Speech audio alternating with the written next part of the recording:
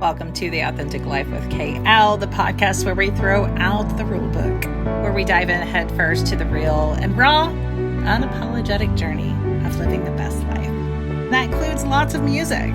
This is your go-to space for empowerment, for deep healing and owning your authenticity like the boss that you are. We're here to break down walls and slay self-doubt. Vibe to the soundtrack of your soul. With every beat and lyric, we'll move through stories that heal and empower. You can live your fullest and most badass life. Welcome to The Authentic Life with KL. This episode of The Authentic Life with KL is brought to you by Break the Silence, a nonprofit created using music as a platform to raise awareness for mental health, suicide prevention, and recovery of all kinds, offering hope and starting the hard conversations to bring communities together. Hey guys, it's Kitty, and today I have with me Jonny Hetherington, the singer of Art of Dying, food creator. I've watched that journey for a little bit, and also a father of a daughter who's doing some really beautiful things. I love watching that journey. So thank you for coming on here with me. Hey, thanks for having me. I'm glad to be here. Yeah. So speaking of children, what has fatherhood taught you? Some fun things. Oh, wow. Extraordinary amount of patience. um, we stopped at one, and I'm still in awe of people that have more than one kid because it just seems baffling to me. So a lot of respect out there for multi-kid families for sure. I think the earliest lesson I learned, and this is if there's any new parents out there, this will help you, I think, is everything changes every 2 weeks, it seems. So if you feel yourself in a bit of a rut or like, oh my God, is this what it's going to be like? It's not going to be like that 2 weeks from now. It always changes, sometimes for the better, sometimes for the worse. There's all these phases, and my daughter's 10 right now, going on, it seems like 20. So these are the years of um, who Yeah. knows what's coming, but yeah. So Yeah. it's all good though. I mean, it took us a long time to even think about having a kid because we're artists and we, put the band and put our art careers ahead of starting a family. So, but I'm really glad we did because it's a whole different thing, a whole different journey, which is a lot of fun.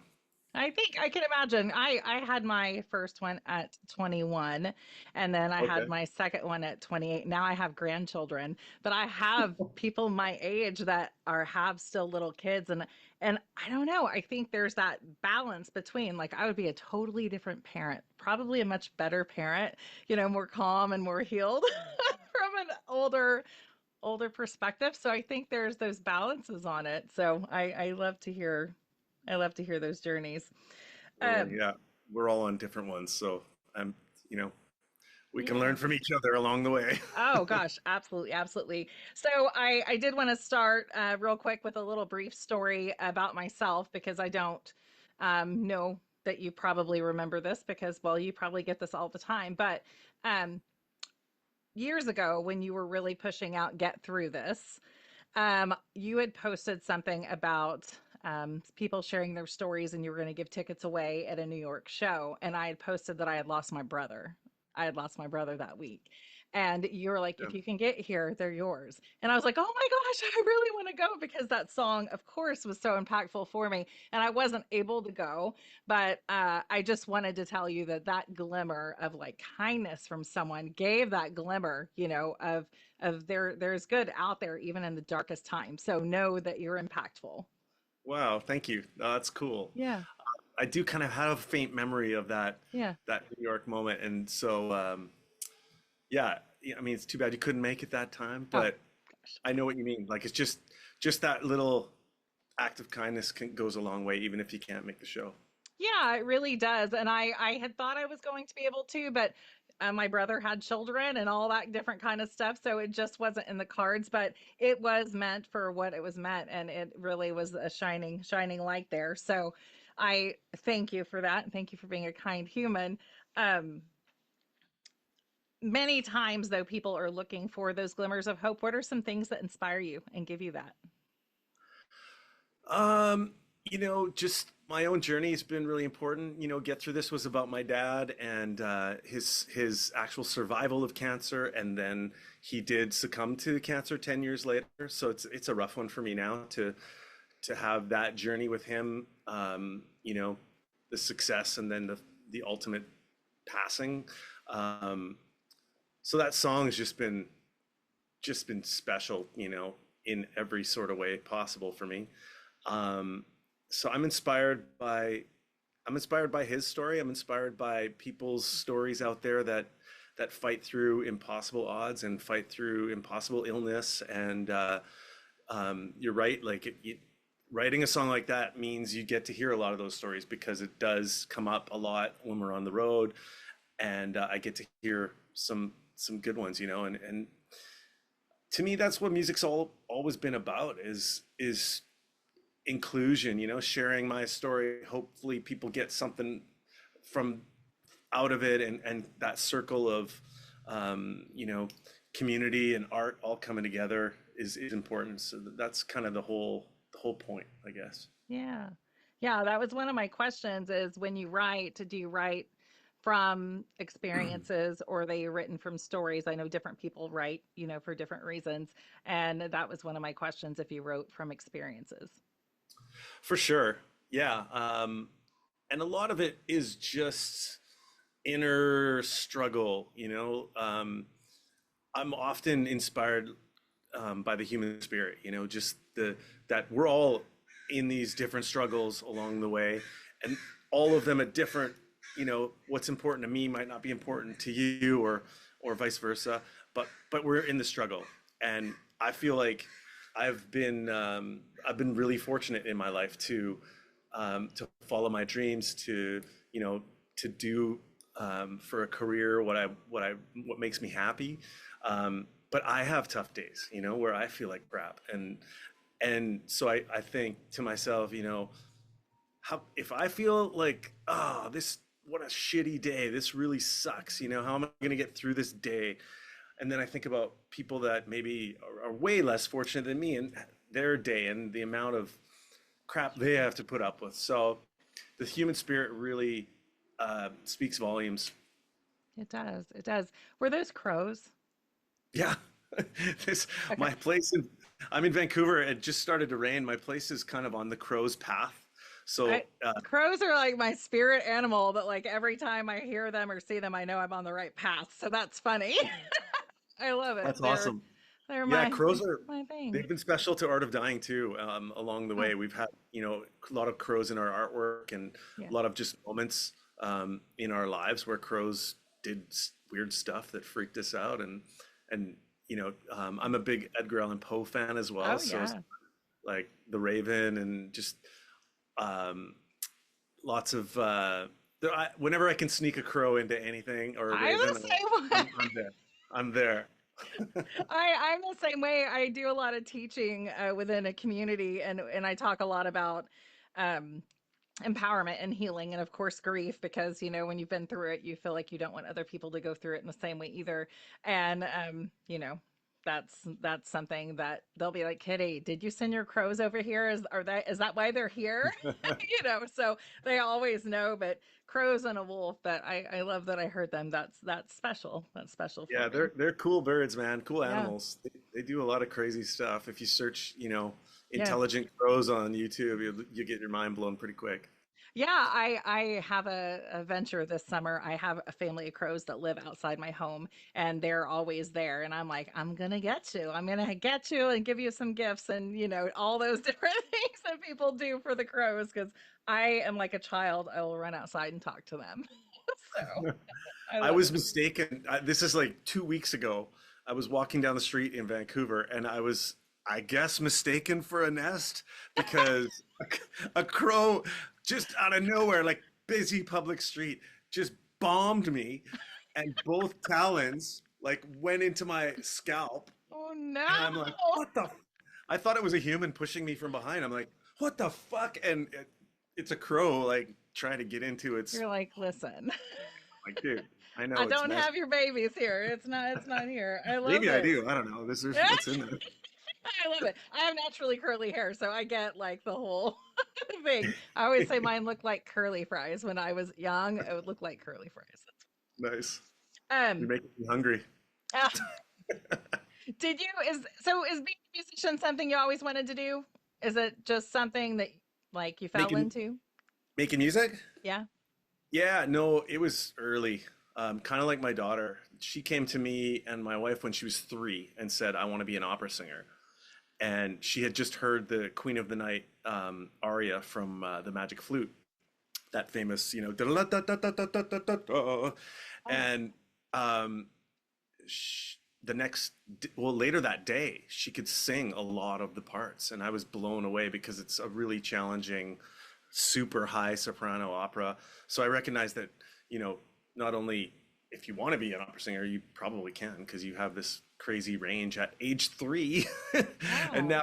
now she's 10, and she's actually in her she'll be in her seventh and eighth operas coming up soon. So it's been a crazy journey for her.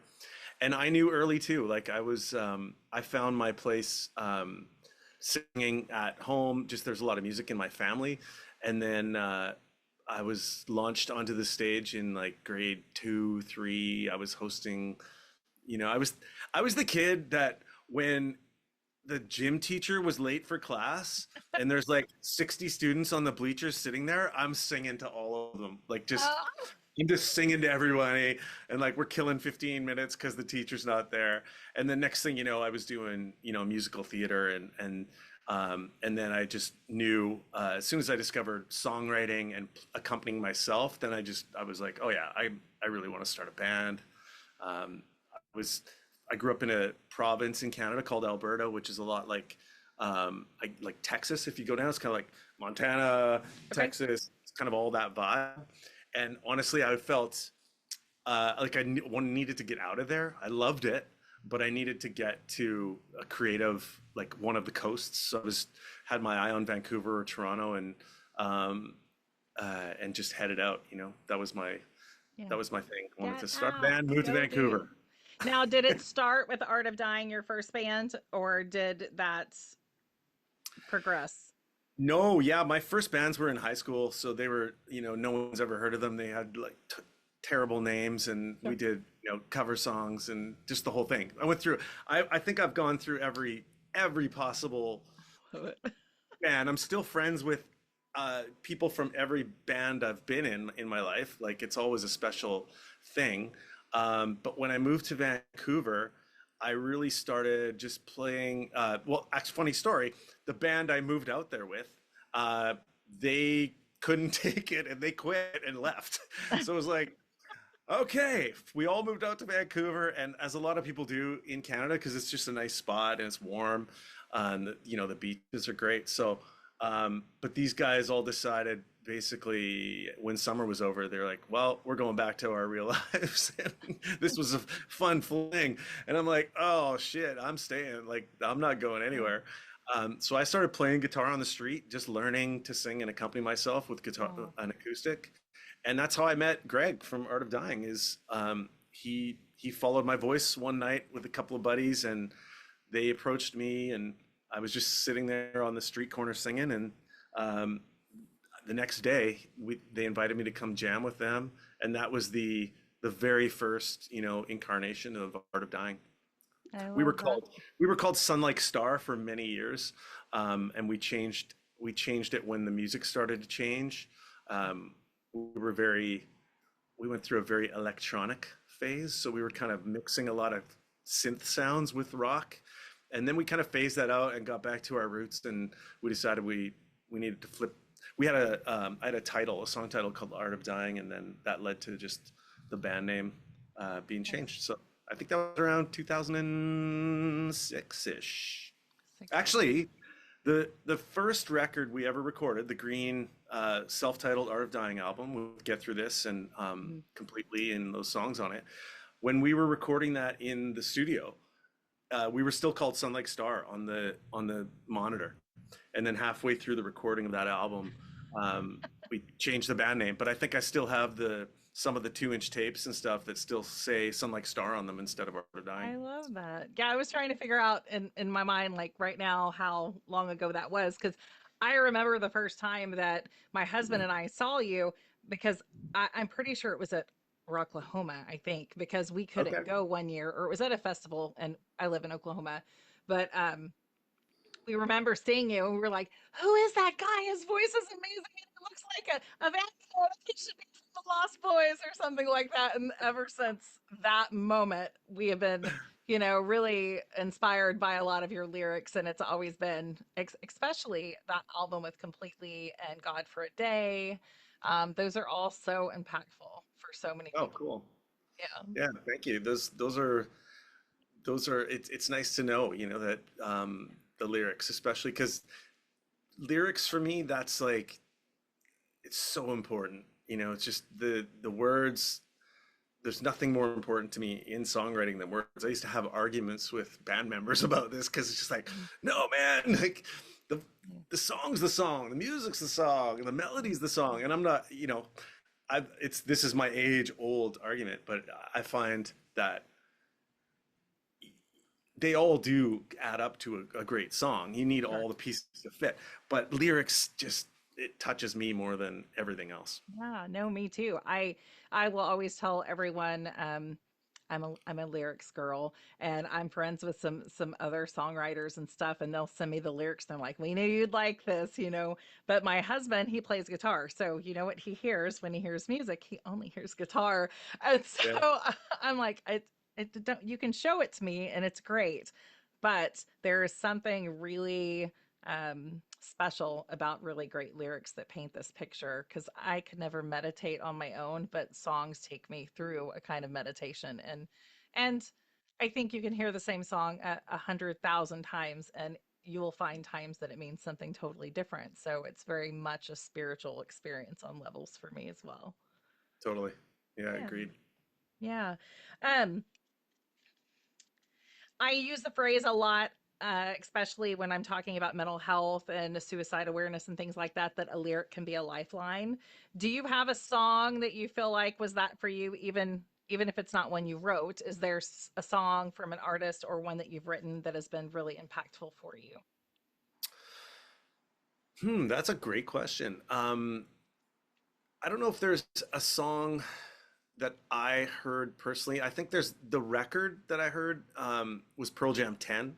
Mm, That record kind of changed the way I listen to music, and it kind of changed the way I listen to lyrics and singers, and that whole album just kind of s- gave me this lifeline, I guess you would say. Like it just gave me this artistic freedom to want to do something a little deeper and dive a little deeper in my own music.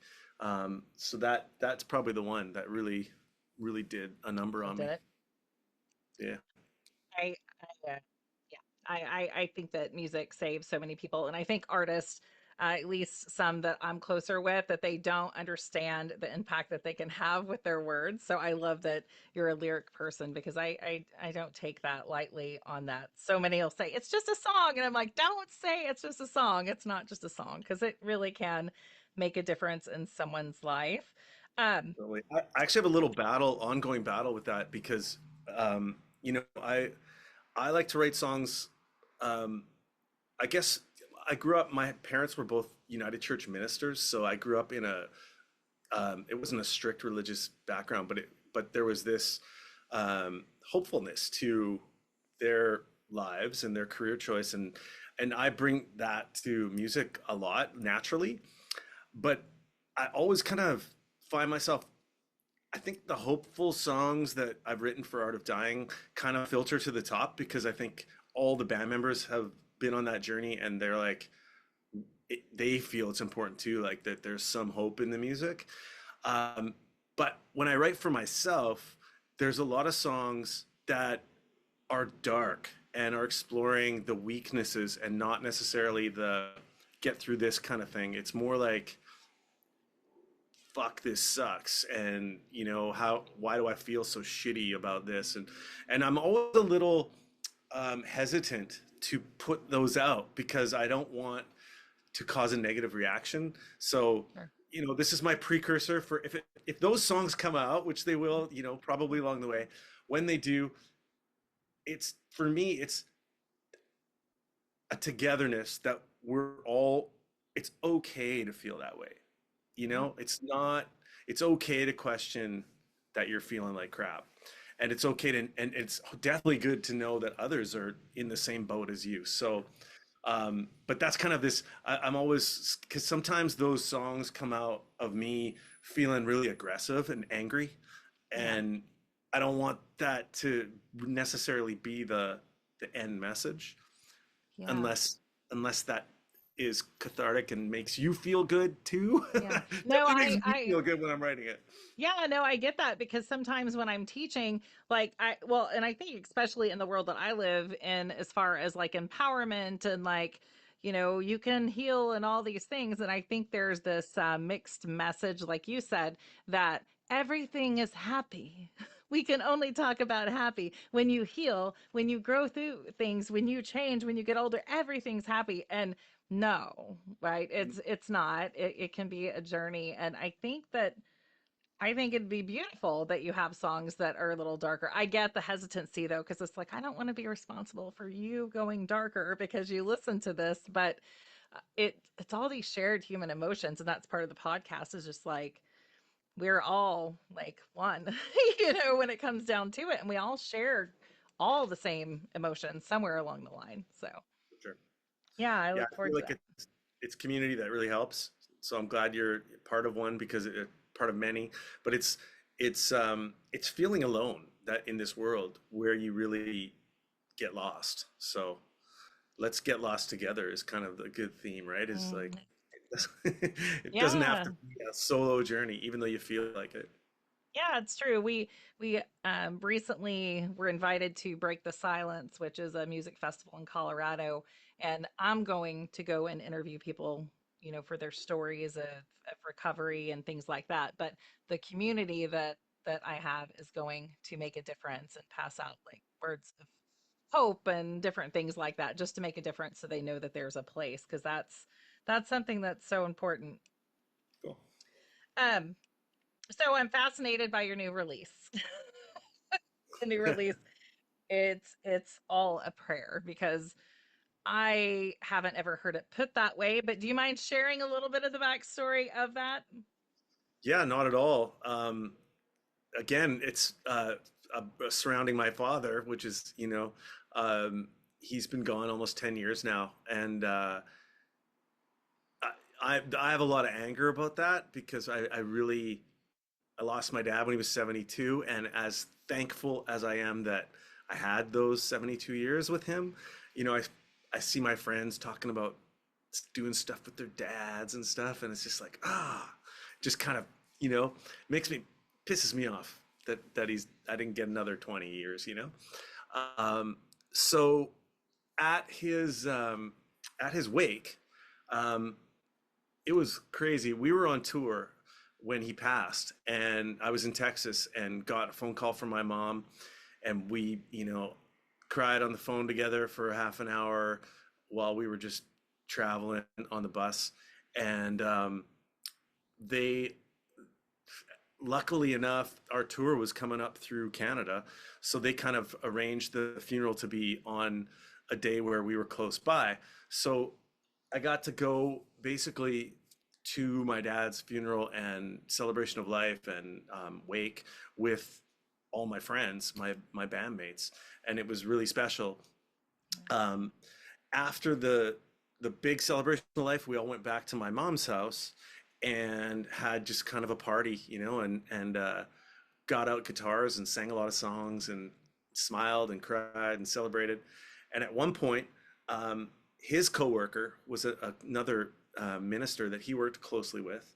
She just a really wise individual. Very every time I'm around her, I just feel uh, calm, and she's just an amazing person.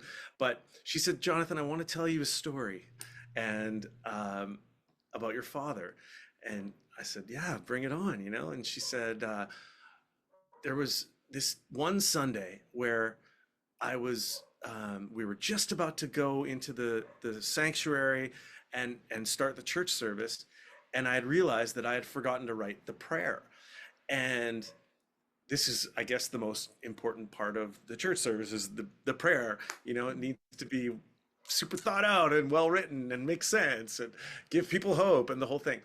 And my dad, she's telling me the story. My dad looked up at her and just said, "Nancy, it's all a prayer." And she just, in this moment of consoling her for don't worry about it, but also, isn't everything we're doing a prayer about, so don't worry about it. And I just thought, I wrote it down right away. I'm like, well, that's a title for me. Like, Yeah. it's all a prayer. What a beautiful thing. And I tried to write it many times and never could give it justice or do it justice until recently. And I just kind of dug in, and I I was thinking of it as a ballad, and then I'm like, no, this doesn't need to be a ballad. This can be a rock song. And then I often, when I'm hitting my head against the wall with writing, I'll try the song in different time signatures. So I'll throw it into a 3/4 instead of a 4/4. Mhm. And then I stumbled upon the shuffle. And we've been trying to write a shuffle forever. We never succeed at writing shuffles. And when I shot it over to Tapas, he was like, love it. Let's do this, finally a shuffle that works. So we were really excited about just that, the nuts and bolts of the song working, but I was really excited that I finally got to tell this personal story within Yeah. that structure. Yeah. So yeah, it just came Yeah. out it's 2 weeks out now or something like that. Yeah. So if you I haven't love heard it, go check it out.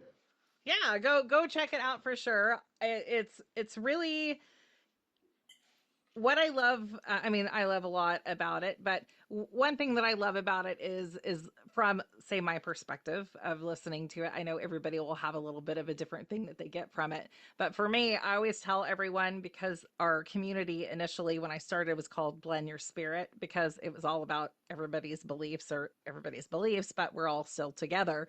And I've always said, like, it's just all the same thing. Like, it's all the same thing. Like, you could call it prayer, you could call it intention, you could call it mantras, but when you're speaking and you're living your life, it really is. And so I found that really intriguing. And then I also love the artwork too. Oh, cool. Yeah, the artwork's fun. Why do you think that music and mental health and connection are so intertwined together? There's nothing more special than music.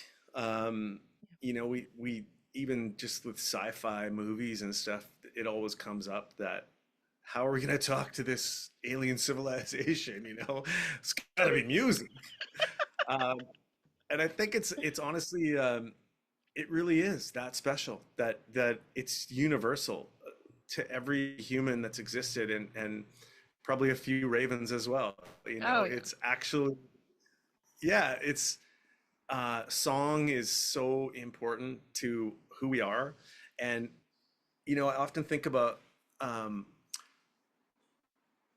countries and borders and how we cut each other off from each other. And this country celebrates its music in a closed shell, and this country celebrates its music in a closed shell. And then obviously it's not with popular music, with rock and roll and stuff, that's not a problem because we have worldwide releases and stuff.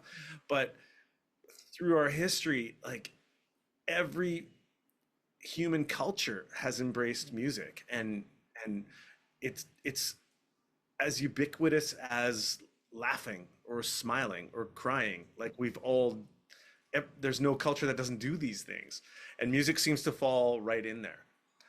So it's amazing to me that it is this beautiful, whether you speak the language or not, it doesn't matter. Whether you're the creator or not, it doesn't matter. The listener, the participant, if you joined a drum circle on the beach Yeah. and you're just one drum in 100, it's amazing. So um, that goes right along with mental health. I can't see, any more positive thing than music to get someone feeling a little bit better. There's a lot of great organizations. There's a really good one actually in Vancouver. A friend of mine runs a nonprofit called Music Heals, Mhm. and it's all about again healing, through music and using music as a tool to bring people together. And yeah, I think they're intertwined, definitely. Yeah, no, I absolutely agree. Well, what do you have coming up for Art of Dying or for yourself?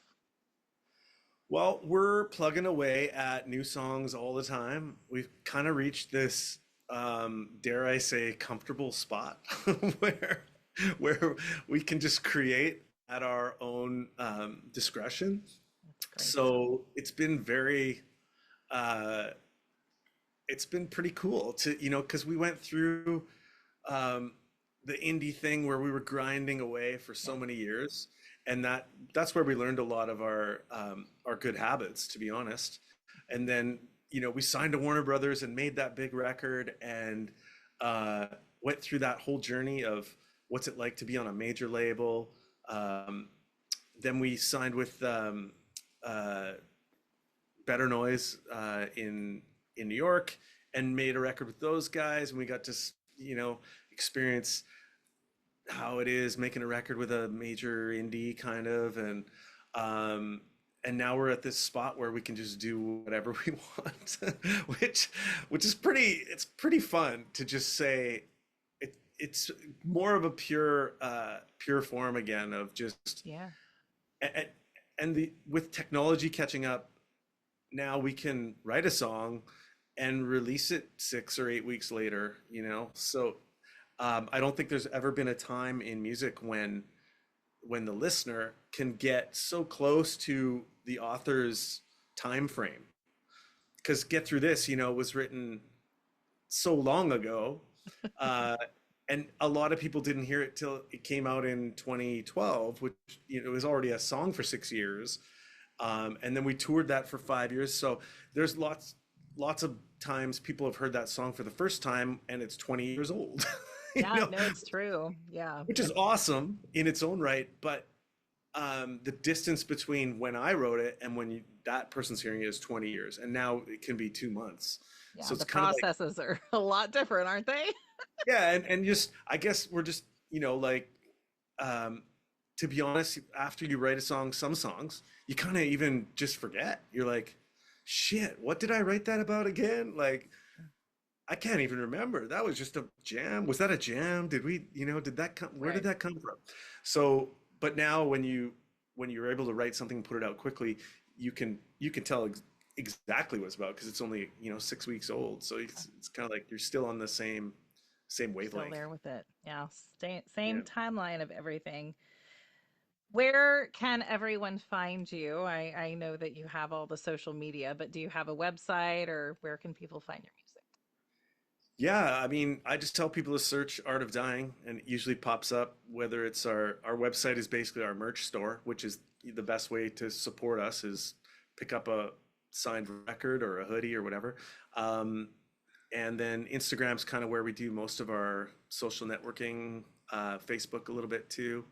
I like to jump on and do live piano videos Yeah. every now and then where we kind of just write a song in a live stream and kind of just get into a moment. So that's kind of a fun social media thing to do. So I think Instagram. I don't know if I do that on Facebook or Just I don't search know him, where I do just this stuff. search him, go find him and listen Hit to a the new button, music hope for the and the best. old. Yes, yes. I love it.